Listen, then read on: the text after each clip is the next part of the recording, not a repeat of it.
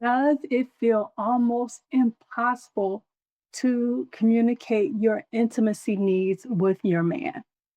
Or maybe you would prefer to wrestle a tiger than to actually have that particular conversation.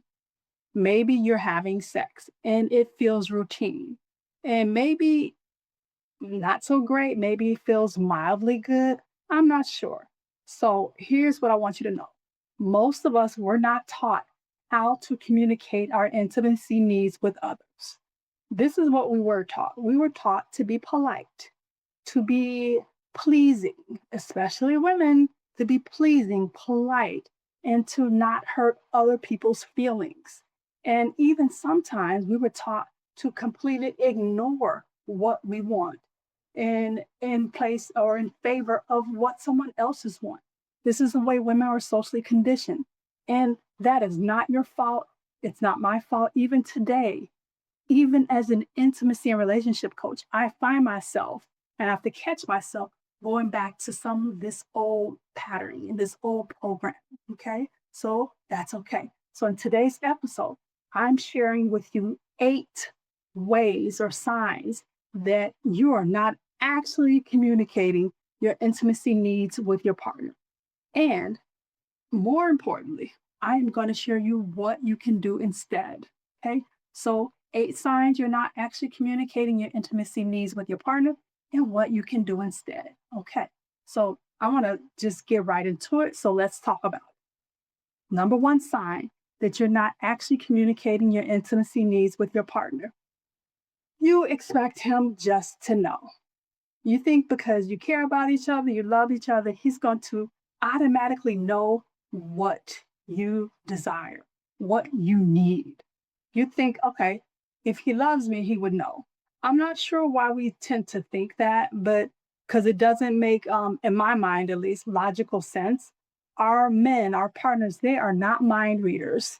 And it's not fair to them for us to have this expectation because it's quite unrealistic that they should know automatically what we want, what we need. So, so they don't know specifically what feels good to you physically or what you want emotionally until you actually tell them. Okay. So what you can do instead is get specific. Ask for one simple thing. Don't bring in the whole kitchen sink. Okay. Ask for one simple thing, one request. For example, you could try saying, I love it if we spend a little more time kissing before we move into sex. I'd love it if we spend a little more time, whatever it is you want, doing that thing before we move into sex. My example is kissing. Okay. All right. So that's what you can do instead. Number two, sign that you're not actually communicating your intimacy needs with your partner is that you drop hints instead of making requests. You'll drop a hint. You might make a joke somehow about what you want. You might sigh about it, and you might make a comment in hopes that your partner will figure it out. I got a secret. They're not going to figure it out unless you tell them. Okay? So, so these hints actually are counterproductive because they create confusion and and it does not support real connection. It creates confusion. It's giving passive aggressive, and those are not traits that I've ever heard anyone, male or female, man or woman, say that's what they want in a relationship. Okay, what to do instead? Replace your hints with direct requests. Keep your tone warm, always warm instead of apologetic. We have a tendency to do that as women. We're apologizing for having needs, wants, desires. Okay, own it. I want you to own it all. Focus on what you want rather than what your partner isn't doing. Okay, that's really important. What do you want? Focus on that versus what your partner is not doing. And also use I statements. I statements, they tend to defuse the situation and because it's part of that taking that ownership for your desires, for your needs, for your wants. Okay. We want to be in that power within ourselves. And it's quite sexy as well. Okay. Okay. For example, you could say something like, I really enjoy blank before going to bed each night. I'd really enjoy more full body touching before going to bed each night. Full body touching is amazing, ladies. It's amazing. So we'll talk about that more in depth in another episode. But yeah, full body touching. Okay. Number three sign that you're not actually communicating your intimacy needs with your partner is you say, I'm fine and everything is okay when actually it is not. This is more passive aggressive, like I talked about a minute ago. Sometimes you say, I'm fine, when it really means I'm disappointed, I'm upset, I'm hurt, whatever. It can mean any of those things and even more. So the silence protects us in the moment, but it reinforces distance over time and even resentment over time. What to do instead? Instead of saying, I'm fine when you're really not fine, have the conversation before resentment builds up. So once you notice something once or twice, it's much easier to deal with it. And there's less of a potential for it to completely explode if you deal with it early. Okay, so once that resentment sets in, the problem can feel insurmountable, like it's unsolvable. There's no hope, and that's almost never the case that there's no hope. Okay, you might say something like, instead, what I want you to do is say something like, "There's something I like to share with you because I feel it really matters for our relationships. Our relationship. This matters to me because our relationship is important to me." Something like that. I want to share something because our relationship matters to me. So that's once again taking ownership. And it's also elevating the relationship and how it's important to you. It matters to you. And that you care, love, whatever it is, this person that you're in a relationship with. So that's what I want you to do instead. Number four sign is you only talk about intimacy when something goes wrong. Okay. If every conversation happens after an argument, every intimacy conversation happens after an argument or rejection or a, a disappointing sexual experience, your nervous system is already activated. And the possibility of that being a productive conversation is going to diminish significantly once your nervous system is activated. You're already ready to fight or flight. And who knows where your partner's nervous system is, probably in the same space. It's not going to turn out well for either of you. Okay, and it makes it almost impossible, harder to hear each other. You can't hear when you're so activated in that state. So what you need to do instead is you're going to choose a calm moment, okay, and talk outside of the bedroom. The bedroom is your sacred, intimate space. Please don't have these conversations. I am literally begging you. I beg, do not have these conversations in your bedroom, okay? Okay. And you want to make intimacy conversations a regular part of your relationship, a regular part of your relationship. Okay. For example, you can ask, can we talk sometime tomorrow evening? Can we talk this weekend? So make it a day where it's not in the moment of a heated argument or when you're upset or your nervous system is activated. So make it for another time. I know you got a lot going on and you're feeling like, oh, I need to talk to him right now. Please hold it. Just hold it. Hold it. Okay. And sort of schedule that discussion.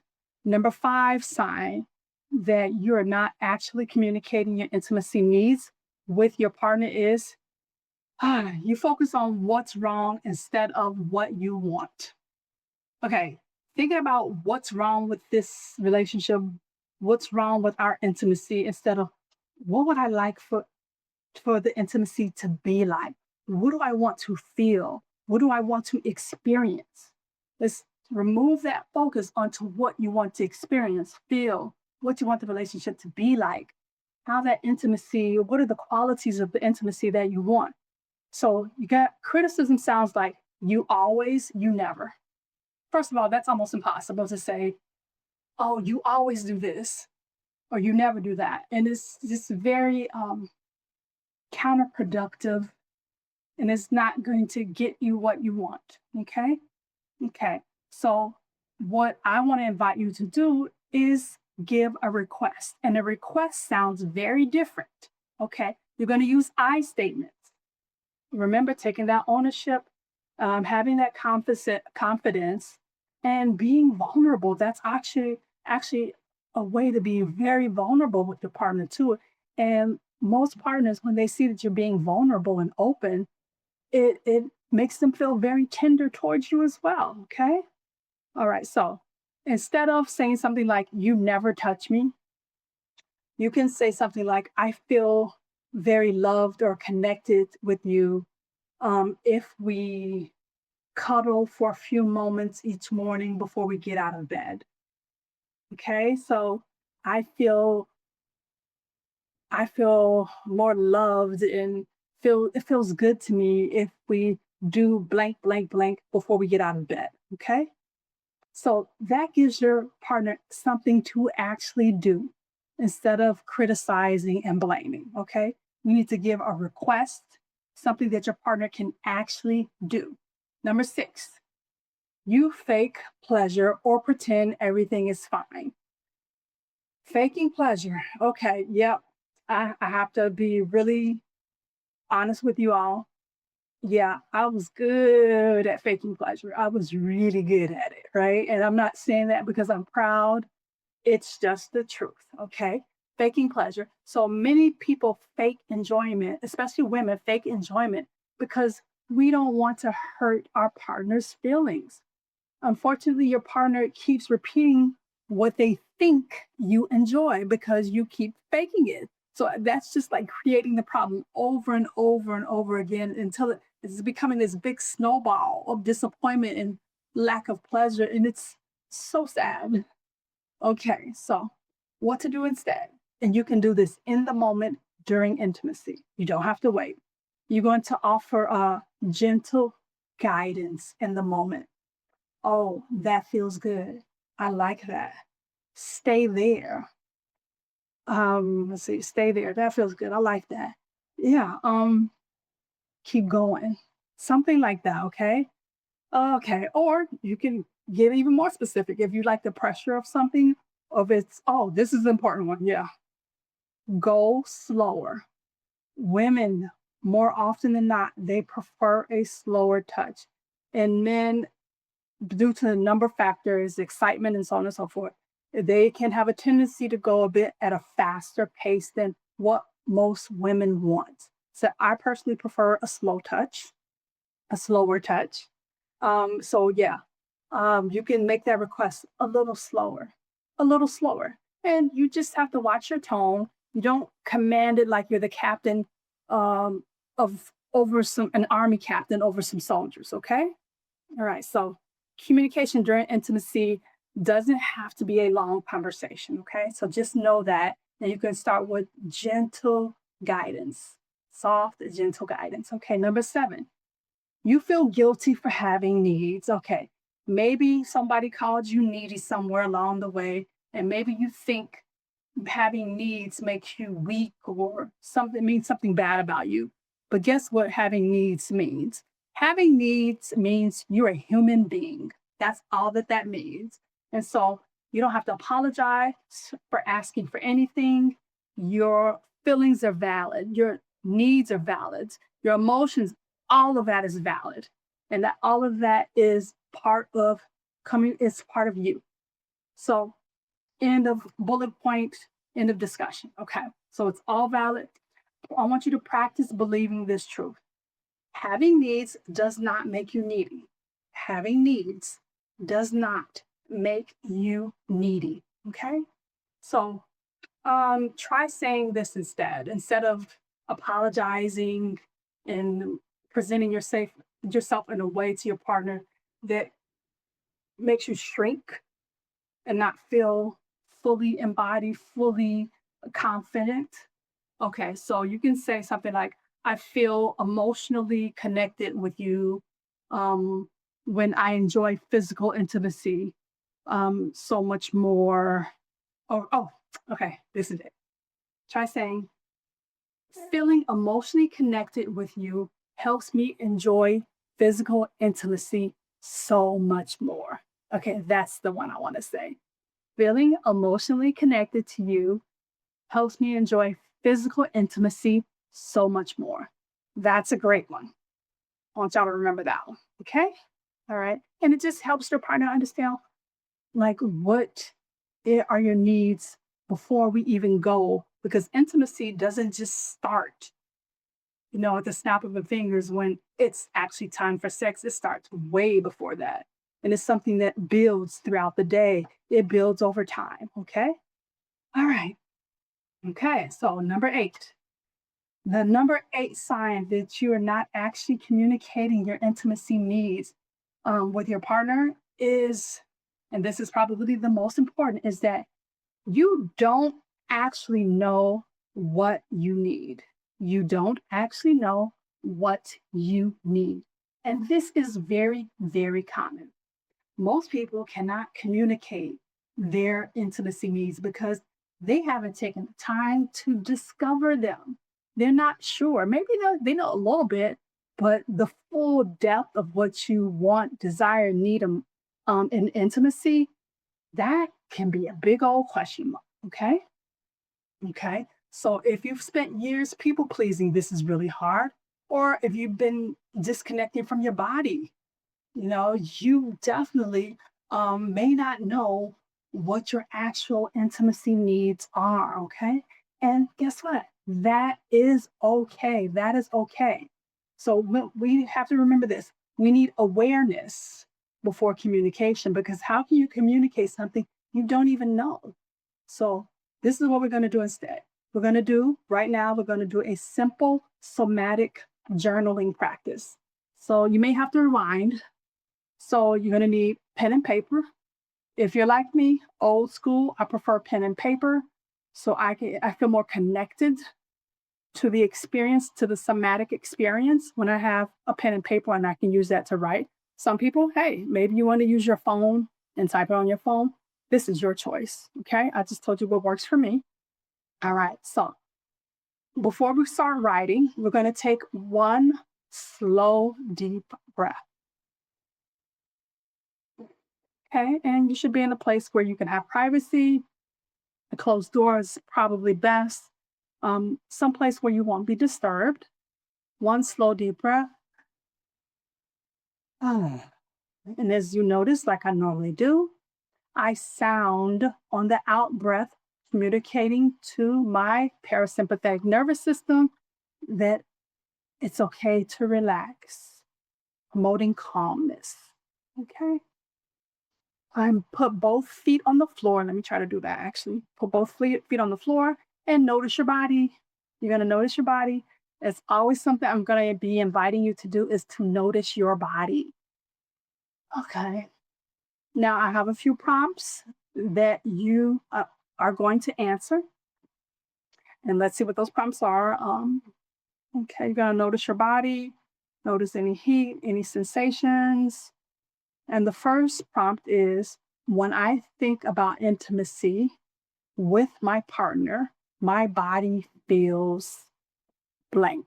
And you're going to fill in the blank. When I think about intimacy with my partner, my body feels blank. That's number 1. Number 2, I feel most connected when blank. I feel most connected when blank. I tend to pull away when blank. I tend to pull away when blank. And you're going to fill in those blanks. I would like more blank. I would like more kissing. I would like more eye gazing. Whatever that is for you. I would like more blank. I would like less blank. Fill in that blank. Okay. Okay. Now, and the last one. One intimacy need I'm ready to communicate is blank. One intimacy need I am ready to communicate is blank. And you're going to fill that in. And when you're finished, simply pause. When you're done writing in all of your answers to those prompts, just pause for a moment and feel for sensations in your body: heat, coolness. Is there a sensation of like release, letting go of something? Do you feel more emotional? Are things moving around in your body? Do you feel tense? Okay. And I want you to circle the sentence that creates the most or the strongest physical sensation in your body. I'm going to circle the sentence that creates the strongest physical sensation in your body. Okay, so once you circle that sentence, just know that that may be your body has been waiting for you to acknowledge it. Okay, your body probably has been waiting for you to acknowledge it, whatever's creating that strongest sensation. Okay. And that is the practice. Okay. And communicating your intimacy needs is not about criticizing your partner. It's not about getting everything your way. That's never going to happen. I think we all know that. It's about healthy intimacy. It isn't built on mind reading, it isn't built overnight. It's through practice, it's through being vulnerable, it's through having those conversations. They they start out very difficult, but over time you're going to look forward to having those discussions, those conversations with your man over time. Okay, so if you know anyone who struggles to talk about intimacy, please share this video with them. And don't forget to like and subscribe. And before we close, if you see yourself in any of these signs, that's okay. That's why I offer my relationship reset session, where we would do a 2 hour deep dive and looking at your communication patterns or other patterns that keep you feeling stuck and in pain in your relationships. And most importantly, once we understand these things, you are going to leave the session with practical tools that you can start using right away. Right away, you can use these tools. So look for the link in the description, and I'm going to also share a QR code on the screen so you can learn more about the relationship reset session and actually book your call. Okay, well, thank you all. It's been lovely as always, and I will see you on the next one.